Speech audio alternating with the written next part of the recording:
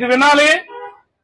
కూటమి ప్రభుత్వం అధికారంలోకి రావడానికి ఎన్ని హామీలు చెప్పిందో ఈ మేనిఫెస్టోని మీకు చూపించడానికి తీసుకొచ్చాం.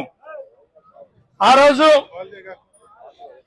వీళ్ళు పవన్ కళ్యాణ్, చంద్రబాబు నాయుడు అచ్చంగా చంద్రబాబు నాయుడు నమ్మరని పవన్ కళ్యాణ్ చేత కూడా సంతకం పెట్టించారు.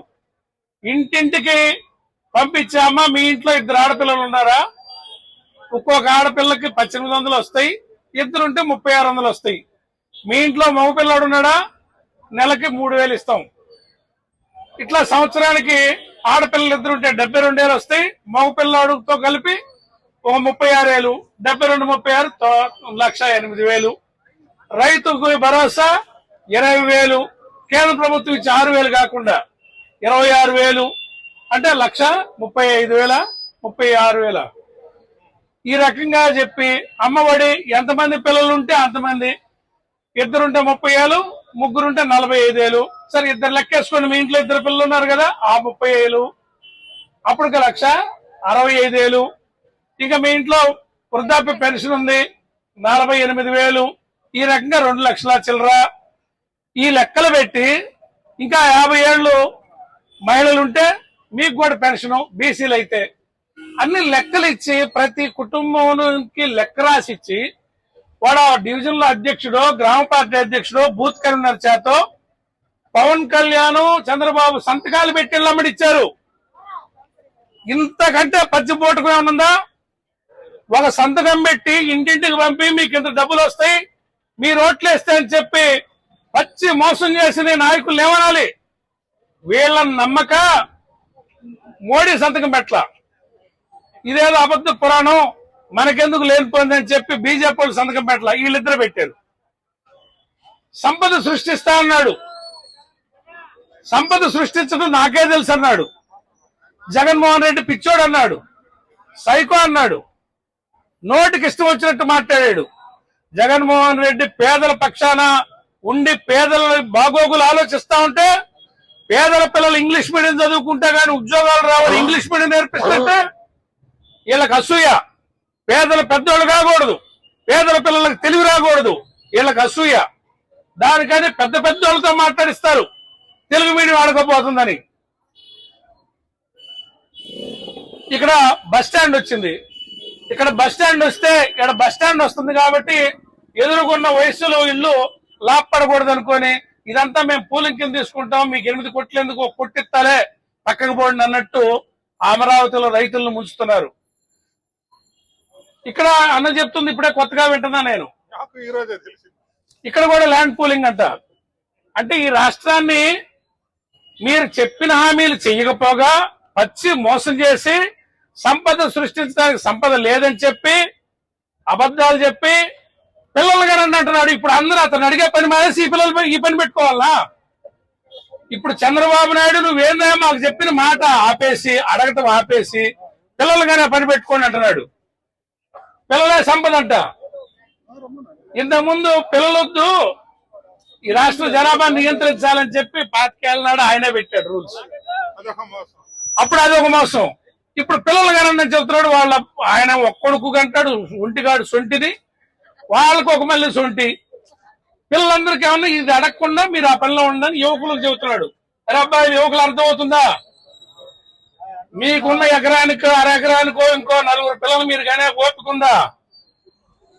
ఈ ప్రభుత్వం ఇంత బాధ్యత లేకుండా మాటలు చెబుతుంటే దీని మీద మీరు అర్థం చేసుకోండి. ఆడవాళ్ళకి 3 సిలిండర్లు అన్నాడు, ఒట్టి అబద్ధం. ఆడపిల్లలకి డబ్బులు అన్నాడు, ఒట్టి అబద్ధం. నిరుద్యోగ వృత్తి అబద్ధం. అంతెందుకు హాస్పిటల్లో బిల్లులు కట్టడానికి ఆరోగ్యశ్రీ లేదు. ఇవాళ ఆరోగ్యశ్రీలో బిల్లులు లేవు. వాళ్ళు వల్ల కాదయ్యా అని చెప్తున్నారు, అప్పుడప్పుడు ఆపేస్తున్నారు. ఈ ప్రభుత్వానికి ఆరోగ్యం చూపించడానికే పని లేకపోతే వీళ్ళు లక్షల కోట్లు, 1000 కోట్లు పెట్టి అమరావతి కడతారంట. మన హైవే చూశారు కదా, ఒంగోలు హైవే. ఆ హైవే వేయడానికి కేంద్ర ప్రభుత్వం వాళ్ళు కిలోమీటర్కి 20 కోట్లు ఖర్చు పెట్టారు. ఈ ప్రభుత్వం 56 కోట్లు ఖర్చు పెట్టిందంట. అంటే సగానికి సగం ఎత్తేయటం. ఆ 20 కోట్లలోనే లాభం ఉంటుంది. 56 కోట్లు అంట. బిల్డింగ్ మనం అందరం కట్టుకుంటే మీ అందరికి ఇల్లు ఉంటాయి చాలా మందికి. మనం కట్టుకుంటే 2 ఏళ్ళు 3 ఏళ్ళు అయింది అడుక్కి 20,000 అంట. ఈ అవినీతి అంటే ఈ రాష్ట్రాన్ని దోచుకోవడానికి వీళ్ళు వచ్చింది. ఈ అబద్ధపు మాటలు చెప్పి సంతకాలు పెట్టి ఇళ్ళమ్మడిచ్చి పచ్చి మోసం చేసి ఈ రాష్ట్రాన్ని నమ్ముకుంటున్నారు. తెలంగాణలో అన్ని ఫ్యాక్టరీలు అమ్మేశాడు తన అనునాయులకి. అందుకని వాళ్ళు కోపం పెంచుకొని ఆంధ్ర వాళ్ళని తరివేశారు.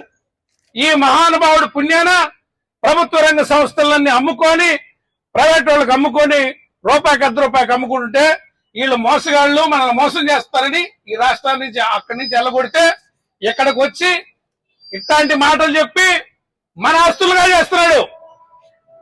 అమరావతిలో అమాయక రైతుల్ని బొట్లో వేసుకొని అది కాని ప్రాజెక్టు పట్టుకొని వాళ్ళని స్కీమ్ లో దించి ల్యాండ్ పూలింగ్ అని చెప్పి వాళ్ళని పచ్చి మోసం చేస్తూ వాళ్ళ ఆస్తులను ₹1 అమ్ముకుంటున్నాడు. లంచాలు ఇచ్చిన వాళ్ళకి ఇస్తాడు, అందరికి ఎవరు. చట్టం అందరికి సమానంగా లేదు. ఎవరు వచ్చి వాళ్ళ కొడుక్కి ₹10 లంచం ఇస్తే వాళ్ళకి ఏదో ఒకటి రాసేస్తారు. అంటే ఇప్పుడు ఇది కూడా కొత్తపట్నంలో కూడా స్కీమ్ చేస్తే మేము ఊరుకుంటామా? ఈ పేద రైతులు నోర్లు కొట్టాలంటే కబడ్డారని చెప్తున్నా. మీ అందరి పక్షాన వైఎస్ఆర్ పార్టీ నిలబడుతుంది. మీ ఏ ఒక్కరి మీద కూడా ఇటువంటి దానికి మీరు నమ్మొద్దు. అదేదైనా జరిగితే మేమందరం నిలబడి ఉంటాం. మీకు ఊరికి నష్టం జరగనియం, ఈడ పూలింగ్ కానియం. మన పొలాల్లో రోడ్డు వస్తే అభివృద్ధి మనం తినకూడదా? మన ఊర్లో అభివృద్ధి వస్తే మన ఆస్తి విలువ పెరగకూడదా? అంటే పేదోళ్ళుగా ఊరు వదిలిపెట్టి వెళ్ళిపోవాలా, వీళ్ళు సంపాదించుకోవాలా, వీళ్ళు అక్కడ ఆస్తులకు చేతులు మార్చుకోవాలా, వాళ్ళకి నచ్చిన వాళ్ళు వచ్చి ఇచ్చుకోవాలా, పేదలు బికారికి వెళ్ళాలా. చంద్రబాబు నాయుడు ఏమని చెప్పాడు ఎలక్షన్ల ముందు? ఈ రాష్ట్రంలో ఉన్న అందరినీ లక్షాధికారులు అంటే నమ్మరని, జగన్మోహన్ రెడ్డి ఏడాదికి లక్షల్లోనే ఇళ్లకు కొట్టాడు, డబ్బులు పంపాడు కాబట్టి పేదరికం తగ్గింది. లక్షాధికారులు అంటే ఆశపడరని కోటీశ్వరులు చేస్తా అన్నాడు. పేద ప్రజలందరినీ కోటీశ్వరులు చేస్తా అన్నాడు. నాకు తెలిసి సంపద సృష్టించడం అన్నాడు. ఇప్పుడు పేదవాళ్ళని బురిడి కొట్టించి పేదల భూములన్నీ అమ్మేసే పని పెట్టుకుంటున్నాడు. ఈ ప్రభుత్వానికి చిత్తశుద్ధి లేదు, ఆరోగ్యశ్రీ మీద లేదు. ఈ ప్రభుత్వం వచ్చినాక పిల్లలు మళ్ళీ బడికి పంపట్లా. నీ ప్రభుత్వం మీద నమ్మకం ఉంటే బడికి పిల్లలు పంపిస్తారు కదా పేదలు. ఇవాళ బడికి నీ మీద నమ్మకం లేక మళ్ళీ ప్రైవేట్ కాన్వెంట్ లో బడికి పంపిస్తున్నారు.